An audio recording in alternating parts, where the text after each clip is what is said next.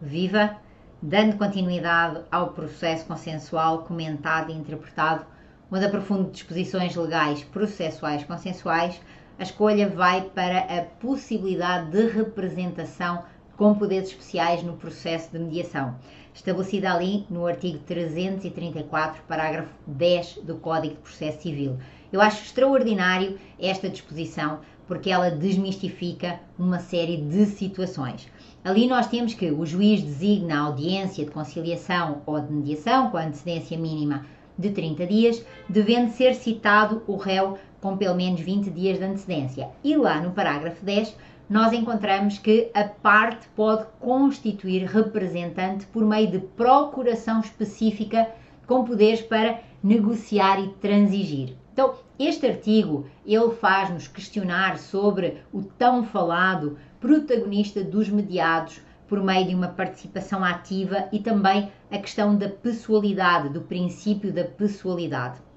E aí eu quero trazer-vos um acrescento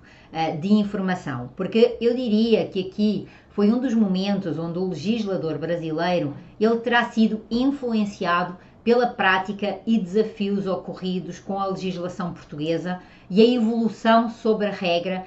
que era estabelecida no artigo 38 da Lei do Julgado de Paz, a Lei 78/2001 portuguesa, segundo a qual as partes elas tinham obrigação de comparecer pessoalmente, podendo fazer-se acompanhar por advogado, advogado estagiário ou solicitador. Bom, este artigo ele teve algumas alterações, designadamente ele falava ali em situações de, inclusive, de assistência obrigatória, quando as partes tivessem algumas características de desconhecimento da língua portuguesa, fossem analfabetas ou por algum outro motivo se encontrassem em situação de manifesta inferioridade. Então, isso era uma das questões que de facto era trazida, mas o que eu acho mais interessante vos trazer é que o princípio da pessoalidade em Portugal,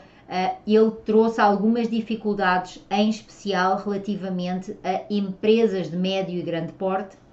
bem como também a pequenas empresas, atendendo ao significado e valor do tempo e a relevância da situação para cada interveniente.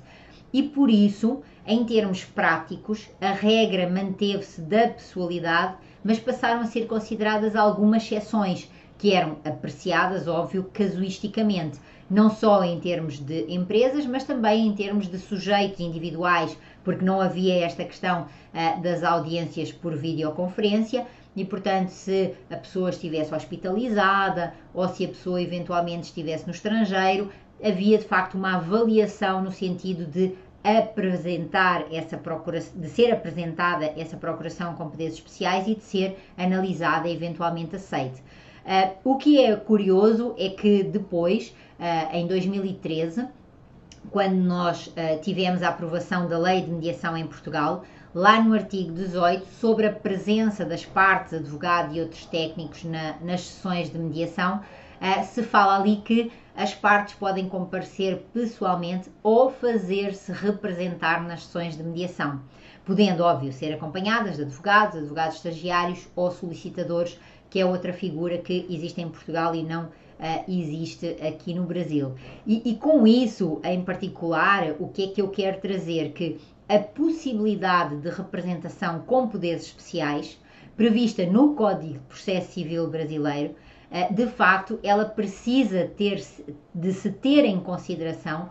não só a razão de ser da norma, como os demais princípios, as pretensões e também, muito importante, as expectativas e as vantagens do processo de mediação. Porque, na verdade, eu já aqui falei sobre a minha crença em relação à indispensabilidade do advogado no processo de mediação,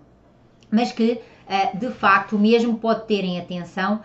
aquilo que é a preparação do cliente, e o cliente vai sozinho aos encontros, então o advogado fica disponível para aquilo que for necessário, ou seja, o advogado não precisa de estar fisicamente presente, mas o profissional da advocacia, ele tem não só que preparar o seu cliente, como ele efetivamente tem o dever de realizar a estratégia, o planejamento do que vai ser aquele processo de mediação.